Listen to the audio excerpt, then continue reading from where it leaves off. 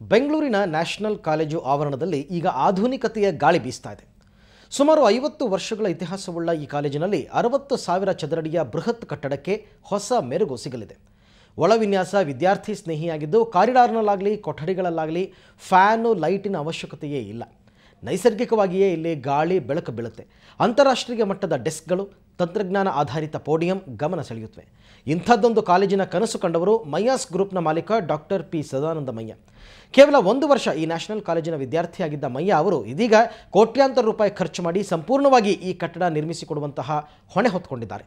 Sadananda Mayya science block ಎಂಬ ಹೆಸರಿನ ಈ ಕಟ್ಟಡವನ್ನು ಉದ್ಘಾಟಿಸೋದಕ್ಕೆ 2011ರ ನೊಬೆಲ್ ಪ್ರಶಸ್ತಿ ವಿಜೇತ ವಿಜ್ಞಾನಿ ಜೂಲ್ಸ್ ಹಾಫ್ಮನ್ ಬರ್ತಿದ್ದಾರೆ.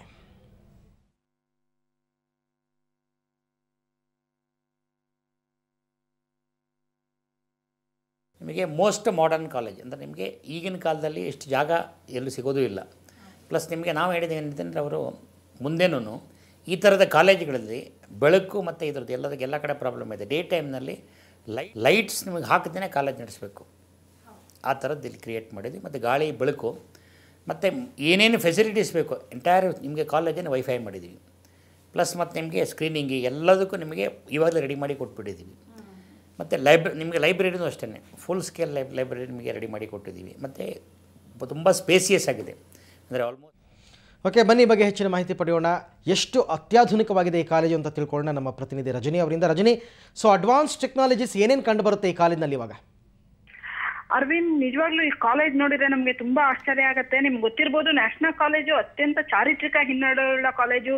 ಮೊದಲಿಂದ ವಿಜ್ಞಾನಕ್ಕೆ ಕಾಲೇಜ್ ನರಸಿಂಹಯ್ಯ ಅವ್ರ ಕಾಲದಿಂದನೂ ವಿಜ್ಞಾನಕ್ಕೆ ಒತ್ತು ಕೊಟ್ಟಿದ್ದು. ಈಗ ನಿಜವಾಗ್ಲೂ ಅದೊಂದು ವಿಜ್ಞಾನ ಕಾಲೇಜ್ ಅಂತ ಹೇಳಕ್ಕೆ ಖುಷಿ ಆಗುತ್ತೆ. ಯಾಕಂದ್ರೆ ಅಲ್ಲಿ ಸಂಪೂರ್ಣ ತಂತ್ರಜ್ಞಾನವಿದೆ. ಇಡೀ ಕಟ್ಟಡ 6,000 ಸ್ಕ್ವೇರ್ ಫೀಟ್ ನ ಈ ಕಟ್ಟಡದಲ್ಲಿ ವೈಫೈ ತಂತ್ರಜ್ಞಾನವಿದೆ. ಅದೆಲ್ಲಕ್ಕಿಂತ ತಂತ್ರಜ್ಞಾನ ಅನ್ನೋ ಮಾತ್ರಕ್ಕೆ ನಮ್ದು ಒಂದು ಕಲ್ಪನೆ ಇರುತ್ತೆ, AC ರೂಮ್ಗಳು, ಗಾಜಿನ ಬಿಲ್ಡಿಂಗು, ಆ ತರದ ತಂತ್ರಜ್ಞಾನ ಇಲ್ಲ. ಇದು ವಿದ್ಯಾರ್ಥಿ ಸ್ನೇಹಿ ತಂತ್ರಜ್ಞಾನ.